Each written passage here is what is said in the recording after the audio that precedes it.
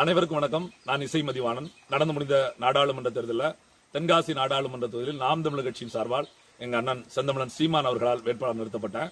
நாம் தமிழர் கட்சிக்கு மக்களாகிய நீங்கள் இந்த தேர்தலில் 1,30,335 வாக்குகளை அளித்திருக்கீங்க.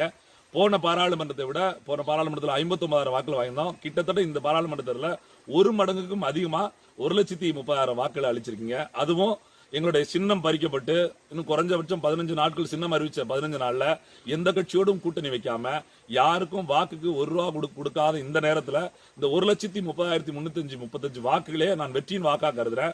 அதனாலே உங்களுக்கு இந்த நன்றி வார்த்தைகளை சொல்வதற்கு நாங்கள் கடமைப்பட்டிருக்கிறோம்.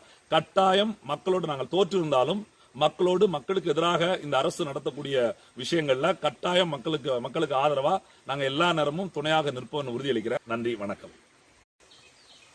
அனைவருக்கும் வணக்கம். நான் இசை மதிவாணன். நடந்து முடிந்த நாடாளுமன்ற தேர்தலில்